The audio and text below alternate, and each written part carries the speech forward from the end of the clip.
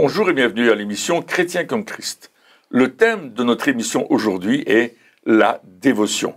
Alors Christine, tu as un texte à nous lire dans le Cantique des Cantiques au 4e chapitre et à partir du premier verset. Du premier verset, c'est l'époux roi qui parle et qui dit « Écoute ma chérie, tu es si belle, tu es la beauté même pour moi. Tes yeux brillent d'amour derrière ton voile comme de douces colombes. Je vois une telle dévotion chaque fois que je te regarde. Tu es comme un sacrifice prêt à être offert.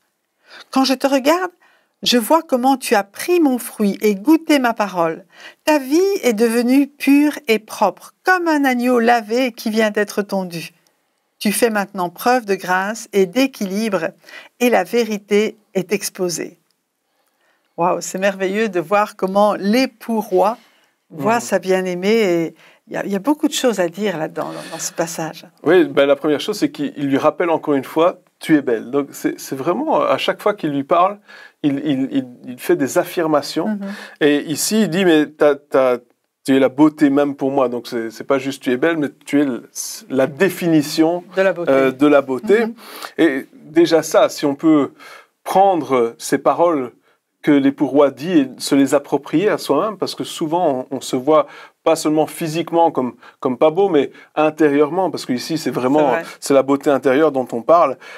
Puis ensuite il dit tes yeux brillent d'amour derrière ton voile. Donc là, on voit que malgré le voile, hein, on parlait dans les émissions précédentes du voile qui a été déchiré, donc malgré le voile, c'est comme si l'époux roi il dit mais je vois au travers du voile.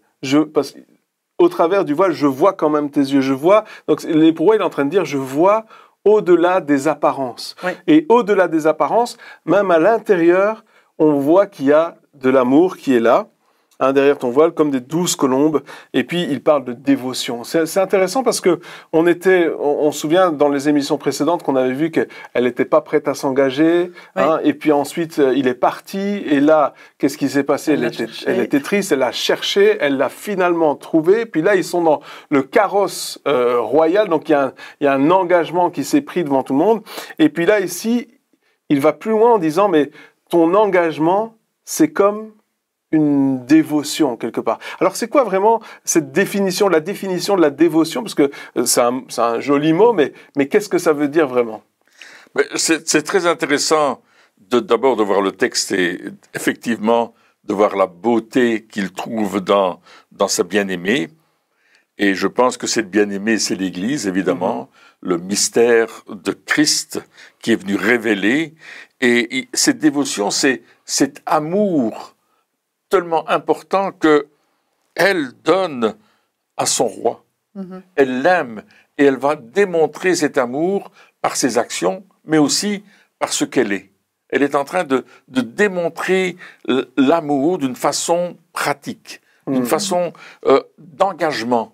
Elle est dévouée. En fait, le mot dévotion nous fait penser au dévouement.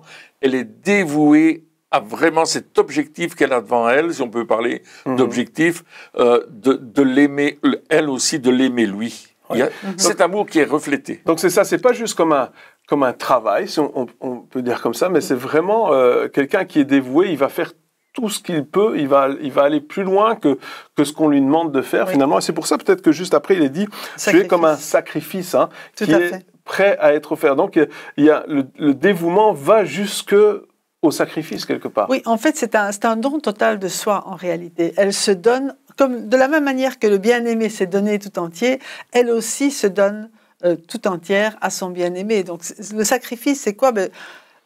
Je considère ta vie plus importante que la mienne. Je considère ton bonheur, ton plaisir plus important que le mien. Je suis prête à tout faire pour que tu sois heureux, pour que tout se passe comme tu le désires et ma vie t'appartient en fait. Hein. C'est comme quand on chante « Je serai à toi, tu seras à moi ».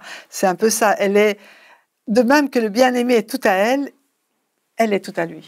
Oui, donc il y a vraiment cette notion de s'abandonner finalement. Oui. Et c'est pas juste, comme tu disais, c'est pas juste des mots, parce que comme tu parlais de chant, on chante beaucoup des choses, je te donne tout, je m'abandonne, et c'est des belles paroles. Souvent, ça reste des belles paroles, et ça va pas plus loin que ça. C'est-à-dire que lorsqu'on chante, on a envie que ce soit vrai, mais dans notre vie de tous les jours, c'est pas la même chose. Ouais. Mais ici, le travail qui a été fait dans sa vie, dans son cœur, dans le fait qu'elle a presque perdu le bien-aimé quelque part, vu qu'il était parti. Et là, elle s'est dit, ok, si je veux, il faut savoir ce que je veux. Si je veux le bien-aimé, eh bien, je dois tout abandonner.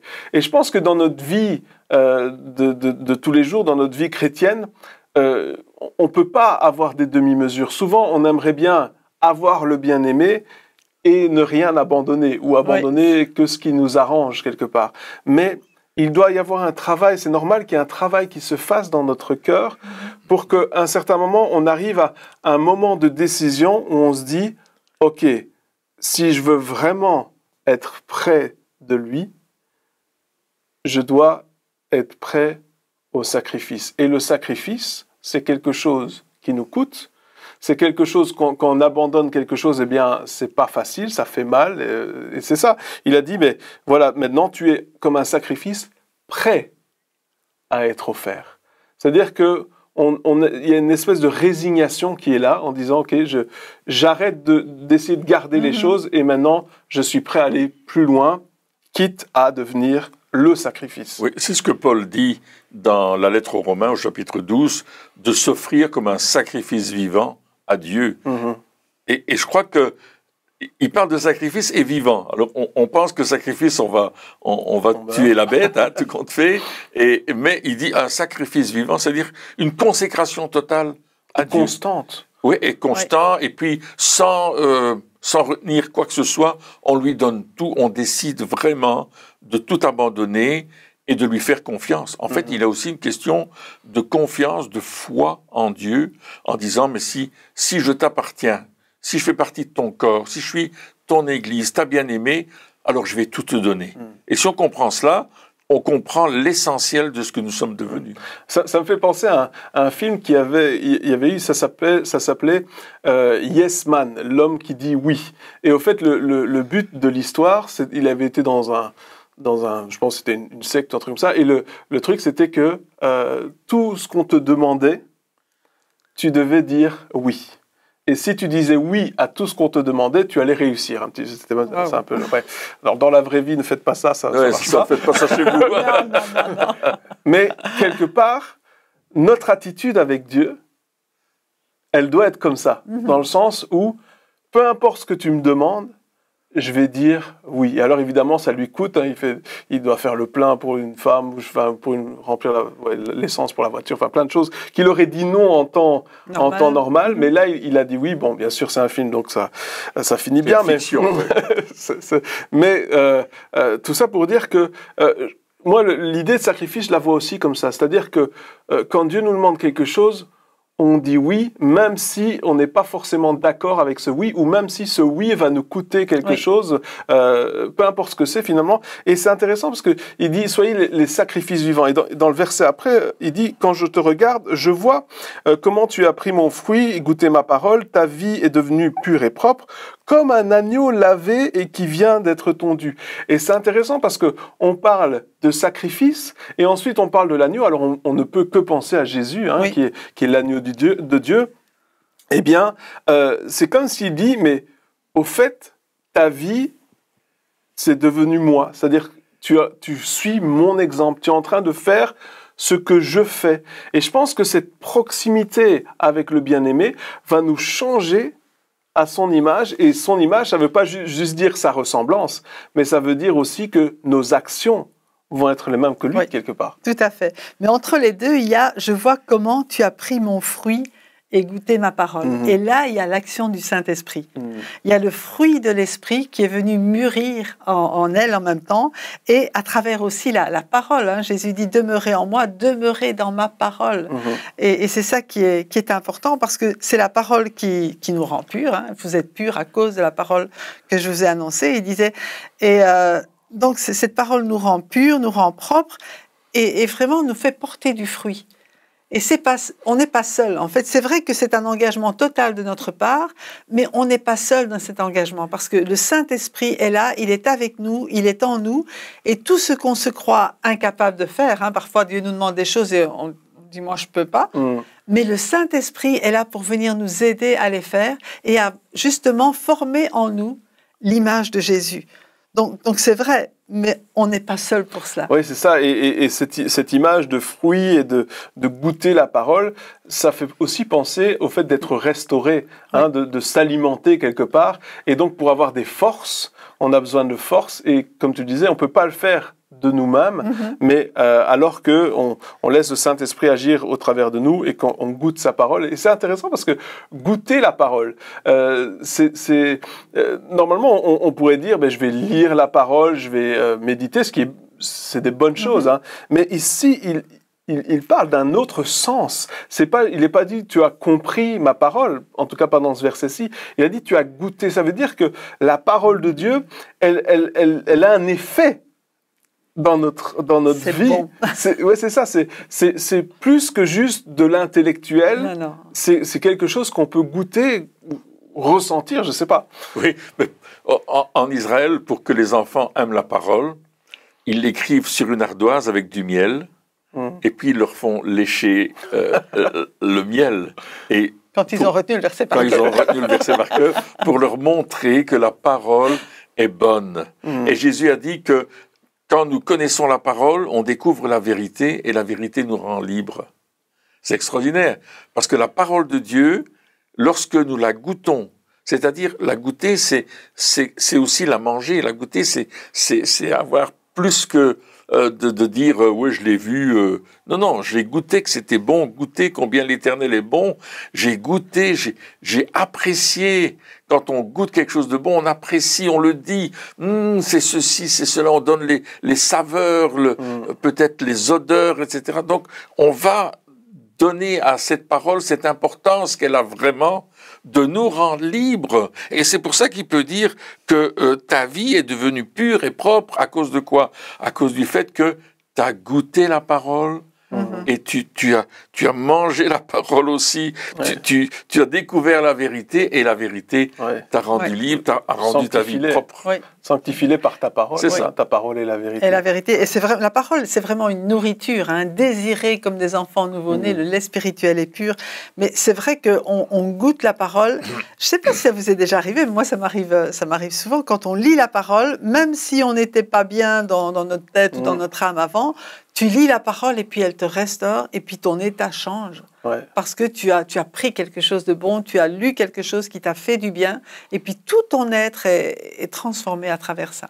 Il y a vraiment un fruit important à méditer, à lire, à goûter la parole de Dieu. C'est tellement important. Des fois, on se dit mais j'ai pas besoin. Si je lis le verset du jour, c'est suffisant. Alors c'est une bonne chose, mais on a besoin d'être rassasié. Et l'important, c'est pas le nombre de versets ou de chapitres que nous lisons, mais c'est comment ça nous nourrit quelque part. C'est ça aussi. Des fois, on peut lire un verset, puis le verset, il y a tellement de choses, c'est tellement condensé que on a assez de nourriture pour toute la journée. Et des fois, on a besoin de lire peut-être un chapitre entier ou peut-être plus pour avoir le contexte et être nourri. Donc, c'est tellement important de voir que lorsque on est nourri par la parole, justement, c'est pas, tu disais, hein, ça nous fait du bien, ça nous change, et c'est quelque chose qui, quand ça nous change, eh bien, on commence à voir les fruits et on voit des fruits aussi de pureté. Il dit, tu es devenu pur et propre, hein, comme un agneau lavé qui vient d'être tondu, pardon. Et maintenant, il dit, tu fais maintenant preuve de grâce et d'équilibre et la vérité est exposée. Et ça, c'est aussi les résultats de la parole de Dieu. Vrai. Parce que on a besoin d'être équilibré. Combien le monde chrétien aujourd'hui a besoin de retrouver un équilibre de la parole de Dieu et la vérité est exposée. Donc quelque part, c'est comme si non seulement ce que je dis est équilibré, hein, ce que je pense, ce que je vis est équilibré, mais en plus, la vérité, je ne vais pas la tenir pour moi, je vais la montrer à tous. Et je deviens la parole. C'est pas moi qui suis la parole, mais je deviens une exposition. Ma vie est une exposition de la parole de Dieu, quelque part. Oui, et c'est ce que l'apôtre Paul dit aussi dans Corinthiens, que nous sommes des ambassadeurs de Christ. Nous représentons le Christ. Et évidemment, nous allons représenter aussi ce qu'il est. Et il est la parole faite chair, il est la parole vivante. Donc on ne va pas simplement dire, on n'est pas des affiches, hein, on dit ici la parole de Dieu, non, on est des personnes qui vivons la parole. Démonstrateur. Et il y a une démonstration, exactement, c'est ça. On va démontrer la parole, on va démontrer que la parole est vraie, que la parole transforme, que la parole sauve, que la parole guérit, qu'elle délivre. Nous avons tout dans la parole. Ouais. Et quand on vit ces choses-là, et que nous-mêmes nous sommes ce sacrifice qui accepte d'être cette parole vivante aussi qui se manifeste au milieu des hommes, alors nous représentons vraiment le Christ. Nous sommes comme lui. Oui. Et alors quand il parle aussi un agneau lavé, donc on est lavé par la parole et qui vient d'être tondu. Ça veut dire que tout ce qui est superflu, tout ce qui n'a rien à voir, je veux dire, avec la parole de Dieu, tous les faux raisonnements aussi qu'on peut avoir, tout ça a été enlevé par justement la parole qui nous redonne le véritable équilibre. Et tu parlais de lire, parfois c'est vrai qu'un verset est suffisant, mais on a besoin aussi du contexte, justement pour trouver l'équilibre et pour ne pas retirer quelque chose d'un seul verset sans s'occuper de ce qui se passe autour. Donc c'est important vraiment de réaliser que la parole, c'est aussi une unité. C'est toute la parole de Dieu qui vient transformer, qui vient changer notre vie et qui, elle aussi, nous est révélée par le Saint-Esprit. C'est pour ça qu'elle nous nourrit, parce qu'elle devient vie avec elle, esprit et vie, quand le Saint-Esprit vient l'éclairer dans nos cœurs. Et j'aime bien que tu parles de révélation, parce qu'on a besoin d'une révélation de la parole. Pas simplement lire la lettre, parce que l'apôtre dit que la lettre tue, mais l'esprit vivifie. On ne va pas simplement lire la lettre, on va avoir la révélation. Et on va recevoir cette révélation qui va créer en nous une réaction. Qui va devenir pour les autres une révélation. Parce que cette révélation qui est en nous n'est pas seulement une révélation intellectuelle. J'ai compris quelque chose. Alors ça, c'est très bien de comprendre ce que la parole veut dire, de comprendre les mots tels qu'ils sont écrits, leur signification. Ça, c'est une première chose. Mais la révélation, c'est quelque chose que je ne connais pas par mon intelligence et ma réflexion, mais quelque chose que je reçois par le Saint-Esprit. Et qui est une démonstration de ce que Dieu veut que je reçoive, que je comprenne. Et il peut y avoir des révélations à un certain moment, une révélation auquel je ne m'attendais absolument pas, mais qui va changer le cours de ma vie, qui va m'amener dans la destinée que Dieu a pour moi. Et la parole de Dieu me conduit dans la destinée. Il me conduit vers des chemins paisibles, des chemins où je vais découvrir des choses qui vont changer non seulement ma vie, mais la vie des autres autour de moi. Ouais, d'où ce mot équilibre qui est très important, parce qu'il est dit qu'il vous donne un esprit de révélation et de sagesse. Et la révélation sans la sagesse amène à un déséquilibre, justement, parce que on a compris quelque chose, mais on réfléchit pas et on fonce comme si c'était ça, sans réfléchir à comment on va construire, comment on va faire les choses. Mais l'équilibre, justement, il est là. Il est là lorsque on reçoit cette révélation, parce que sans révélation et avec juste de la sagesse, mais pas de révélation, mais pareil, on est très sage, on est très stable, mais on est toujours au même endroit, très stable au même endroit. Mais avec la révélation et la sagesse, on avance avec la stabilité et avec l'équilibre. Et c'est vraiment ce que Dieu, il a pour nous. Et c'est aussi, dans ce texte, on voit encore une marche à suivre pour notre vie chrétienne, notre vie avec Christ, on est encore dans ce contexte de culte personnel, mais dans notre cheminement avec Dieu, le but c'est d'être équilibré, c'est pas d'aller trop vite, c'est pas non plus de rester sur place, mais c'est d'avoir cet équilibre que lui voit en nous. C'est-à-dire que souvent lorsqu'on se dit j'ai besoin, il faut que je sois sage, que j'ai un équilibre, etc. Eh bien, pendant longtemps, pendant un certain temps, ce qu'on va faire, c'est qu'on va aller voir les autres pour avoir cet équilibre. Comme un enfant, lorsqu'il apprend à marcher, il n'a pas l'équilibre au début. Oui, c'est vrai. Et là, ici, c'est comme si tout d'un coup, il dit, mais maintenant, tu as grandi, tu es devenu mature, tu as grandi suffisamment que pour avoir l'équilibre et tenir debout tout seul, quelque part. Et ça aussi, dans notre découverte de qui est Jésus, dans notre relation avec lui, eh bien, il y a toute une période où on va être déséquilibré, c'est normal, c'est pas grave, voilà, c'est du moment qu'on se laisse reprendre, tout va bien.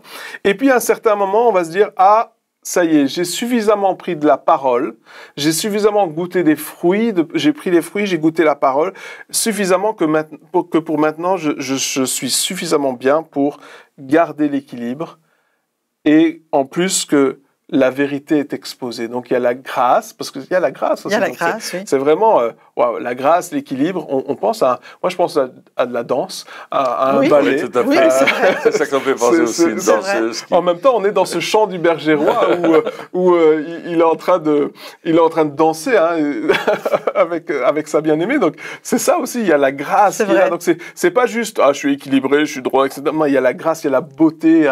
C'est magnifique. Et au verset 2, il dit « Quand je te regarde Ouais. ».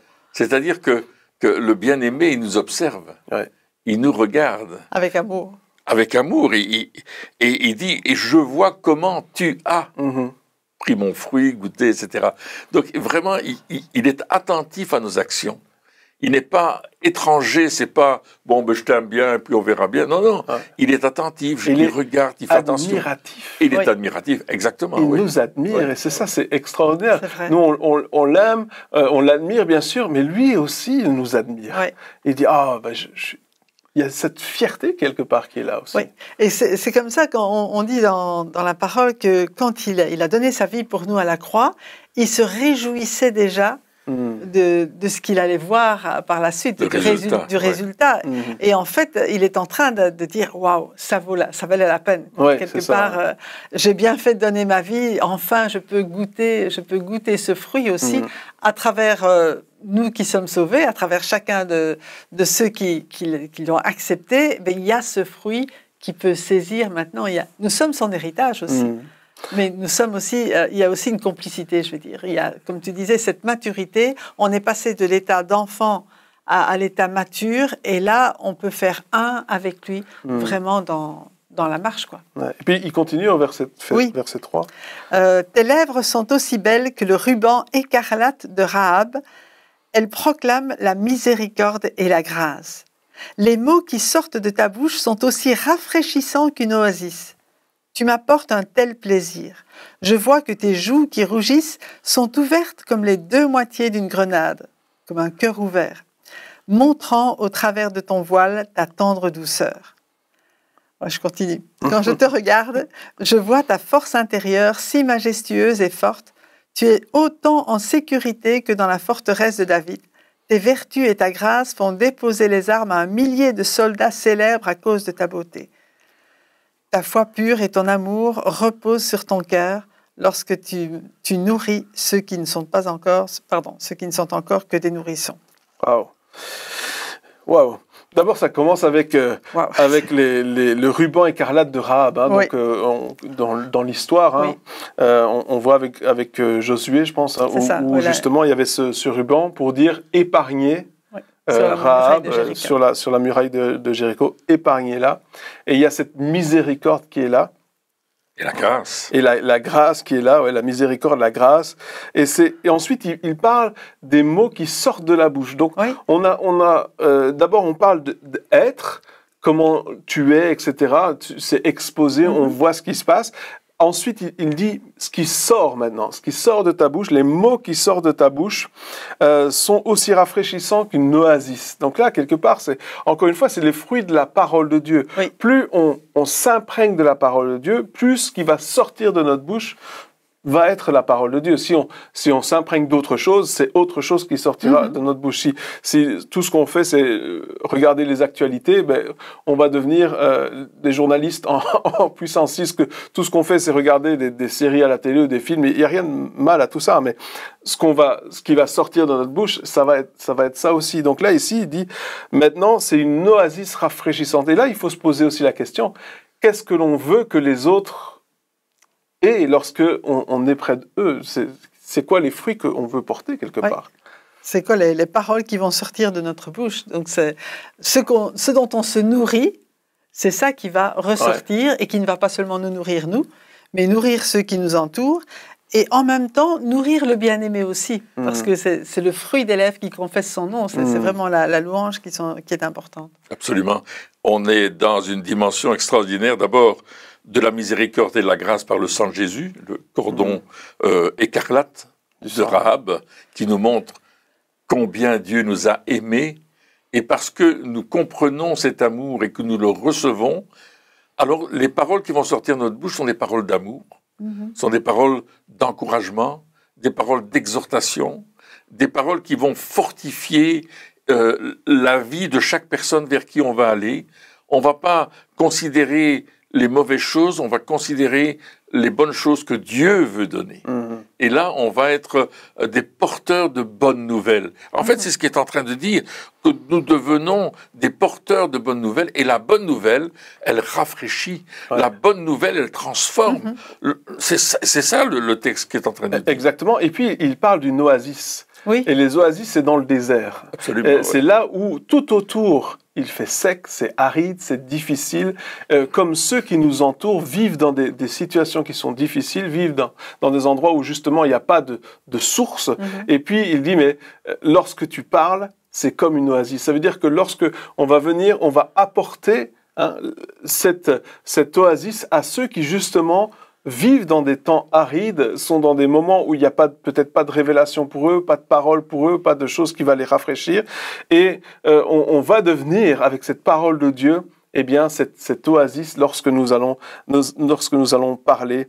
Et ça, c'est vraiment juste extraordinaire de voir l'impact que la parole de Dieu a dans notre vie, et le fait que, voilà, on ait juste cette dévotion.